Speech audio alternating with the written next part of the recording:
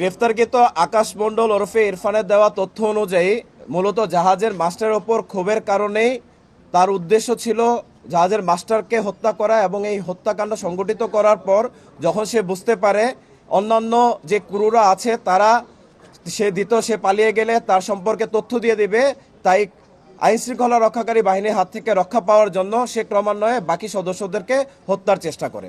গত 23 ডিসেম্বর 2024 তারিখ চাঁদপুরের হাইমচরে এমবি আল বাখেরা জাহাজে সাতজনকে হত্যা ও একজনকে গুরুতর জখমের ঘটনা ঘটে। উক্ত ঘটনা বিভিন্ন প্রিন্ট ও ইলেকট্রনিক মিডিয়া ও সামাজিক যোগাযোগ মাধ্যমে প্রচারিত হলে তা সারা দেশব্যাপী ব্যাপক চাঞ্চল্যর সৃষ্টি করে। পরবর্তীতে উক্ত ঘটনায় জাহাজের মালিক বাদী হয়ে 24 ডিসেম্বর তারিখে একটি হত্যা মামলা দায়ের করেন। এই হত্যাকাণ্ডে জড়িত ব্যক্তিদের শনাক্ত ও গ্রেফতারে র্যাবের তৎপরতা বৃদ্ধি করা হয়। এরই ধারাবাহিকতায় গত 24 ডিসেম্বর তারিখে বাগেরহাট জেলায় রাতে অভিযান পরিচালনা করে এই নৃশংস হত্যাকাণ্ডে সম্পৃক্ত আকাশ মণ্ডল ওরফে ইরফান নামক একজন ব্যক্তিকে গ্রেফতার করা হয়। গ্রেফতারের সময় গ্রেফতারকৃত আসামির নিকট হতে একটি ব্যাগ, একটি হ্যান্ড গ্লাভস, আসামির 2টি মোবাইল ফোন, ভিকটিমদের 5টি মোবাইল ফোন সহ সর্বমোট 7টি মোবাইল ফোন, চেতনানাশক ওষুধের পাতা এবং নীল রঙের একটি জিন্স প্যান্ট যেখানে বিভিন্ন জায়গায় রক্ত মাখানো ছিল তা উদ্ধার করা হয়। প্রাথমিক জিজ্ঞাসাবাদে গ্রেফতারকৃত আসামি জানায় সে গত 8 মাস যাবৎ এই জাহাজে কর্মরত রয়েছে। জাহাজের মাস্টার কর্মচারীদেরকে বেতন ভাতা ও বিভিন্ন সুযোগ সুবিধা প্রদান থেকে বিভিন্ন সময়ে বিরত থাকে এবং সুযোগ সুবিধা প্রদান না করে বিভিন্ন সময়ে নর্মাল বিষয়ে তাদেরকে অতিরিক্ত রাগারাগি করে। এই ঘটনায় সম্পৃক্ত আকাশ মণ্ডল ক্ষুব্ধ হয় এবং এই জাহাজে কর্মরত অন্যান্য সদস্যদের সাথে বিষয়টি আলোচনা করে।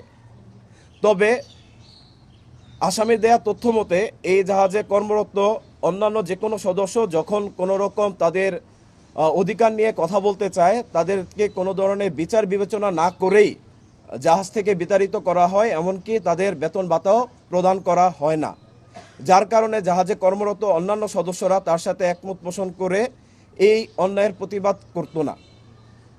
এমত অবস্থায় গ্রেফতারকৃত আকাশ মণ্ডলের মধ্যে ক্ষোভের সৃষ্টি হয় এবং এই ক্ষোভ থেকেই সে পরিকল্পনা করে তার এই মাস্টারকে উচিত শিক্ষা দিবে।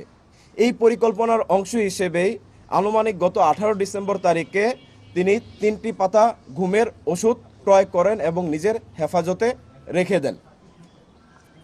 পরবর্তীতে 22 ডিসেম্বর তারিখে যখন এই জাহাজটি চট্টগ্রাম থেকে সিরাজগঞ্জের পথে রওনা হয় এবং চাঁদপুরের হাইমচর এলাকায় পৌঁছানোর পর জাহাজটি হাইমচরে নোঙর করা হয়। নোঙরকালীন সময়ে জাহাজে ভিকটিম যিনি বর্তমানে বেঁচে আছেন জুয়েল এবং এই আসামি আকাশ মণ্ডল ওরফে ইরফান, তারা দুইজন জাগ্রত অবস্থায় ছিল। দুপুরের খাবার খাওয়া শেষ করে যখন এই জাহাজের বাবুর্চি রানা রাতের খাবার রান্না করে তখন রাতের খাবারের তরকারিতে এই গ্রেফতারকৃত আসামি সে আমাদেরকে জানায় সে নিজে রান্নাঘরে প্রবেশ করে এবং 3 পাতা ঘুমের ওষুধ ওই তরকারির সাথে মিশ্রিত করে। এই খাবার সেবনের ফলে জাহাজের বাকি যে সদস্যরা ছিল তারা খাবার গ্রহণ করে এবং পরবর্তীতে নিজ নিজ কেবিনে শুয়ে পড়ে। আমাদের গ্রেফতারকৃত আসামি তিনি আমাদেরকে তার স্বীকারোক্তিতে বলেছেন এই সময়ে যখন কেবিনে সবাই শুয়ে পড়ে নোঙর করার পর সর্বশেষ যিনি বেঁচে আছেন ভিকটিম জুয়েল, সে রাত 2টার সময় খাবার গ্রহণ করেন এবং খাবার গ্রহণ শেষে সে তার কক্ষে ঘুমাতে যায়। এর পরবর্তীতে গ্রেফতারকৃত আকাশ ওরফে ইরফান এই তার পরিকল্পনা বাস্তবায়নের জন্য পায়চারি করতে থাকে এবং এক পর্যায়ে রাত আনুমানিক 3:30টার দিকে সে প্রথমে জাহাজের মাস্টারকে তার কেবিনের ভিতরে গিয়ে একটি চাইনিজ কুড়াল দিয়ে কুপিয়ে হত্যা করে।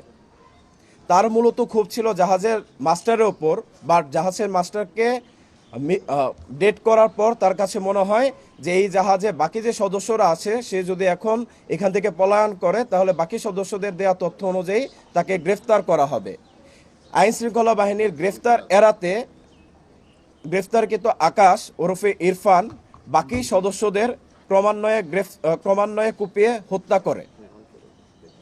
ভোর আনুমানিক 5:30টার দিকে যখন অন্যান্য নোঙর করা জাহাজগুলো তাদের গন্তব্যস্থলে ছেড়ে যায় তখন এই গ্রেফতারকৃত আকাশ তার এই জাহাজটিকে চালিয়ে যাত্রা করে এবং 1 ঘন্টা জাহাজটিকে চালানোর পর হাইমচরে গিয়ে জাহাজটি আটকা পড়ে।